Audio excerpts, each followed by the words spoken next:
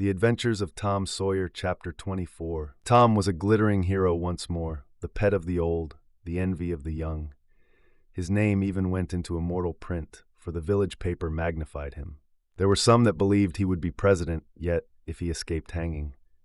As usual, the fickle, unreasoning world took Muff Potter to its bosom and fondled him as lavishly as it had abused him before.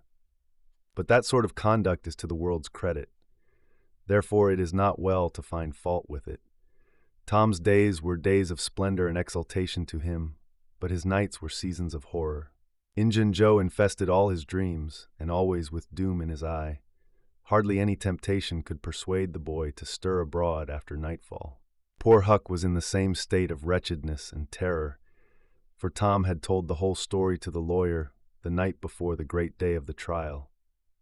And Huck was sore afraid that his share in the business might leak out, yet notwithstanding Injun Joe's flight had saved him the suffering of testifying in court.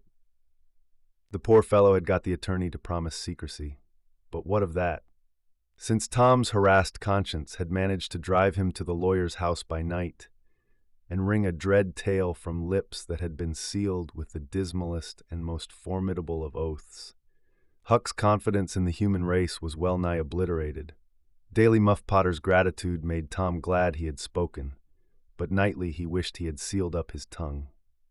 Half the time Tom was afraid Injun Joe would never be captured. The other half he was afraid he would be. He felt sure he never could draw a safe breath again until that man was dead and he had seen the corpse. Rewards had been offered, the country had been scoured, but no Injun Joe was found. One of those omniscient and awe-inspiring marvels, a detective, came up from St. Louis, moused around, shook his head, looked wise, and made that sort of astounding success which members of that craft usually achieve. That is to say, he found a clue. But you can't hang a clue.